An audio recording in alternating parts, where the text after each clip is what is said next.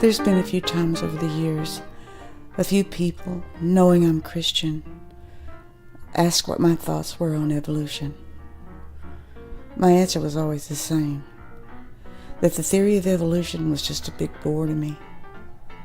But I would tell them, the thing that will replace evolution, now that I do most truly dread.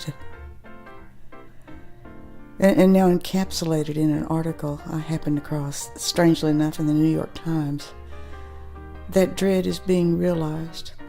Written by one Robert Wright in late 2016, the article is titled, "Can Evolution Have a Higher Purpose?" The article alludes to a strange conversation Wright recorded 25 years earlier between himself and one William Hamilton, now deceased, and ascended the aquarium. You'll know what I mean in a minute, of whom Wright referred to as one of the greatest biologists of the 20th century. He went on to say that during this interview with Hamilton, the conversation took a very weird turn. The prospect of a transcendental purpose to which we are oblivious as well? Yes.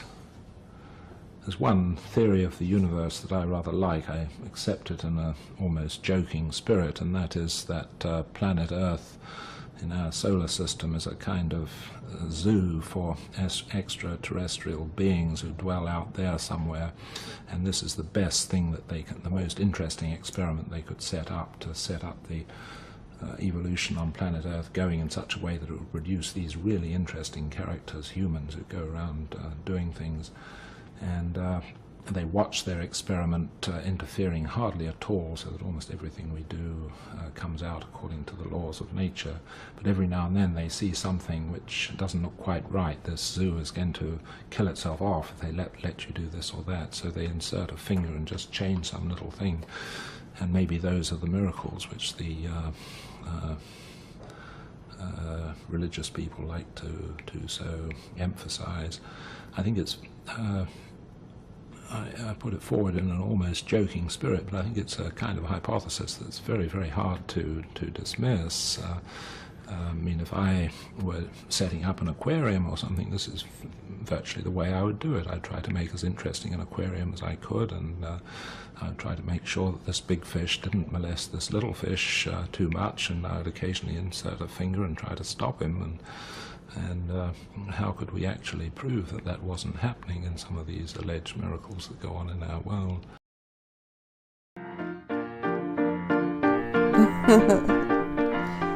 It's not a question anymore of whether there is intelligent design. The math has left scientists with no other choice. The only question left now is, who is the designer? And more scientists are taking the same view as Hamilton, that maybe the designer is an E.T. Take the staunchly noble Mr. Dawkins, another who suggests the same thing. I love this with Ben Stein a few years back. Listen in. I mean, I put an argument in the book. Well, then who did create the heavens and the earth? Why do you use the word who? You see, you immediately beg the question by using the word who. Well, then how did it get created? Well, by a very slow process. Well, how did it start? Nobody knows how it started. We know the kind of event that it must have been. We know the sort of event that must have happened for the origin of life. And what was that? It was the origin of the first self-replicating molecule. Right, how did that happen? I told you we don't know. So you have no idea how it started? No, nor has anybody. Nor has anyone else. What do you think is the possibility that intelligent design might turn out to be the answer to some issues in genetics or in evolution? It could come about in the following way. It could be that at some earlier time, somewhere in the universe, a civilization evolved by probably some kind of Darwinian means to a very, very high level of technology and designed a form of life that they seeded onto perhaps this planet. Now, that is a possibility and an intriguing possibility. And I suppose it's possible that you might find evidence for that if you look at the details of biochemistry, molecular biology. You might find a signature of some sort of designer. Wait a second. Richard Dawkins thought intelligent design might be a legitimate pursuit? And that designer could well be a higher intelligence from elsewhere in the universe. Well, but that higher intelligence would itself have had to have come about by some explicable or ultimately explicable process. It couldn't have just jumped into existence spontaneously. That's the point. So Professor Dawkins was not against intelligent design, just certain types of designers, such as God.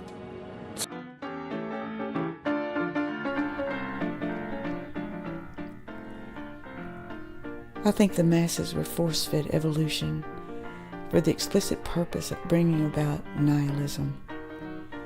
The Age of Enlightenment implied that God is a myth, and the masses, left without the compass of meaning, did what they always do. They migrated towards the occult. At Cambridge, for instance, around 1850, elites like Dickens, Doyle, Darwin, and many others created what was called the Ghost Club. These were not the fringe of society. These were doctors, scientists, authors of the highest caliber, investigating ghost sightings, holding seances in hopes of making contact with the other side. This is where the Age of Reason had led them to.